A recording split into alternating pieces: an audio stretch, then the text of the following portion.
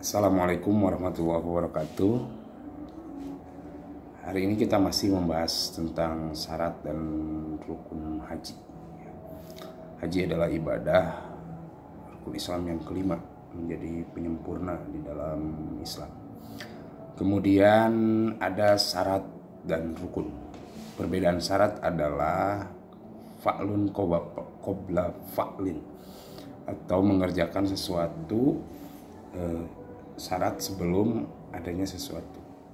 Nah, oleh sebab itu maka rukun haji yang ialah yang pertama adalah Islam.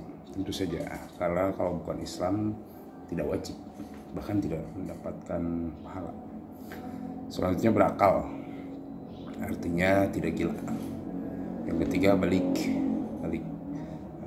sudah sempurna umur, lelaki 15 tahun atau sudah memiliki hasrat, bahkan ditandai dengan mimpi basah. Kemudian perempuan sudah haid. Baik, selanjutnya adalah bagi seorang perempuan harus ada muhrimnya, ya. Kemudian yang terakhir adalah mampu dalam segala hal, artinya bisa membiayai ongkosnya. Kemudian ada bekal untuk yang ditinggalkannya, dan pulangnya tidak habis semua hartanya, yang bisa dipakai. Kemudian syarat sah haji yang sudah mampu: satu, Islam, balik, berakal, dan merdeka. Merdeka ini artinya tidak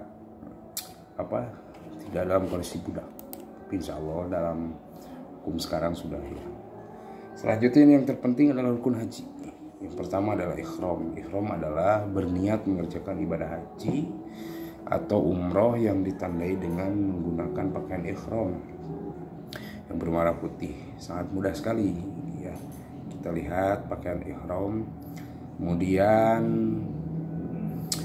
karena berwarna putih, bagi yang akan dan membaca lafaz labbaik Allahumma kama labbaik atau labbaik Allahumma umratan bagi yang punya umrah.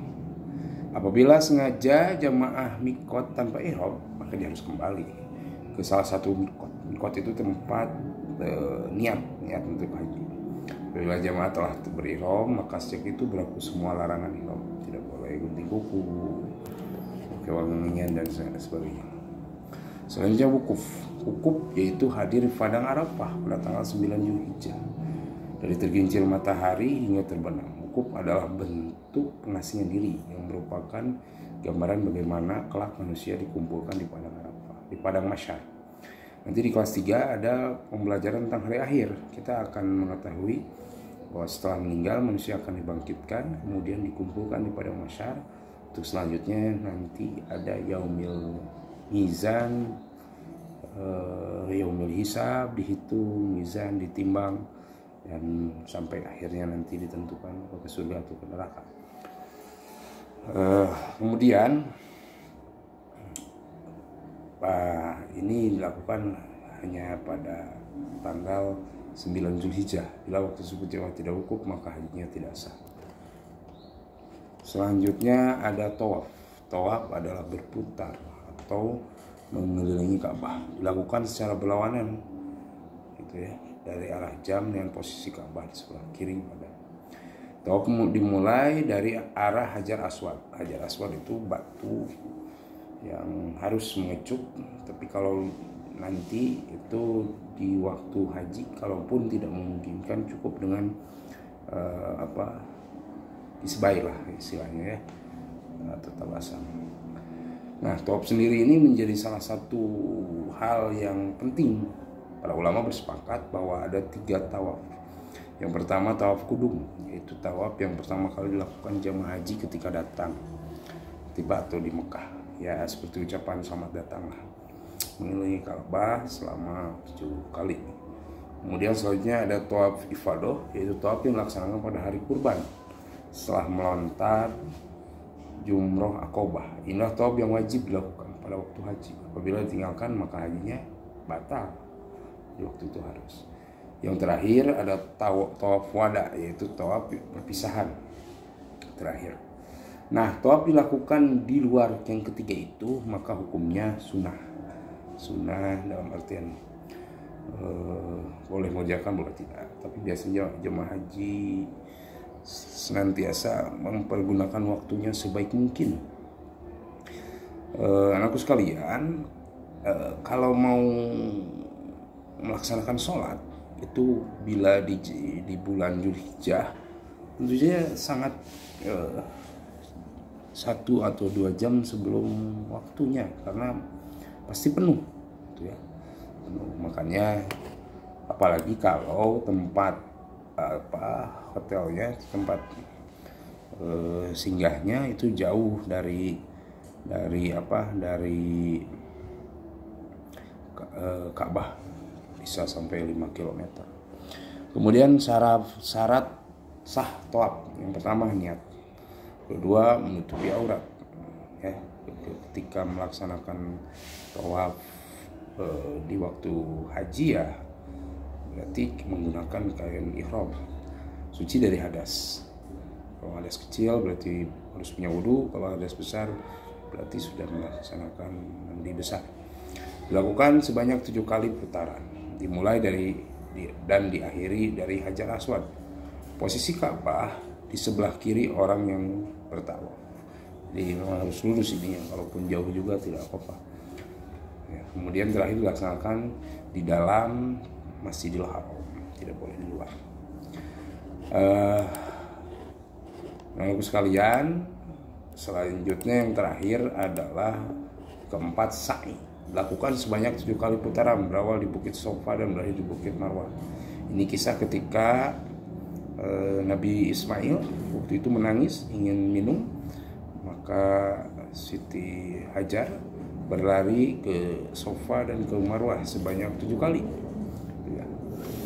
Bayangkan saja waktu itu seperti bukit ya, menuruni selama 7 kali. Masya Allah, perjuangan ibu Nabi ya, yang melahirkan Nabi yang soleh, ibunya juga salehah. Kemudian dilakukan setelah tawaf ifadah atau tawaf kudum. Jadi tidak di awal, jadi ketika datang mana tawaf kudum menjalani yang selanjutnya menjadi sempurna jarak Sofa dan Marwah. Nanti ada titik, ada garisnya sini, lakukan di tempat sa'i. Yang terakhir ada tahallul. Tahallul itu mencukur atau memotong rambut. Sebagian yang mengatakan bahwa semakin banyak maka dosanya akan semakin hilang, dan minimal 3 helai rambut. Tahallul dilakukan setelah melontar jumroh Aqobah pada tanggal 10 Dzulhijjah yang disebut tahallul awal. Setelah jamaah melakukan tahallul sani, setelah tahallul ifadah dan sa'i. Yang terakhir rukun haji adalah tartib, yaitu berurutan dalam pelaksanaan mulai ihram hingga tahallul. Begitu tentang rukun haji. Nah, yang terakhir, haji itu menghapus dosa sesuai hadis yang diriwayatkan oleh Muslim, hadis riwayat Imam Muslim, yaitu tatkala Rasulullah telah menanamkan di hatiku, aku datang menemui Rasulullah lalu berkata, ulurkan tanganmu agar aku berniat kepadamu. Rasulullah mengulurkan tangannya, tetapi aku masih mengatupkan telapak tanganku. Maka beliau bertanya, bagaimana engkau ini, wahai Ammar? Ujarku, aku akan mengajarkanmu.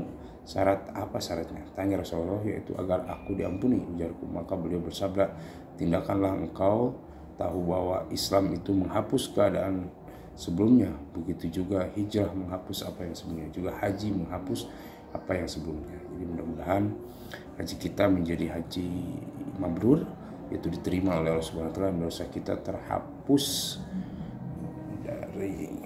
Dan yang terakhir diriwayatkan oleh Bukhari. Imam Bukhari mengatakan bahwa Umar kepada Umar menghapus dosa yang terdapat di antara keduanya, sedang haji yang mabrur tidak ada ganjaran selain surga.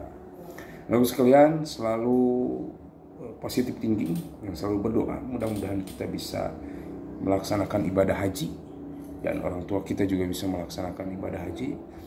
Selalu optimis, kita sekolah di SMK dan mudah-mudahan ekonomi kita lebih baik. Assalamualaikum warahmatullahi wabarakatuh.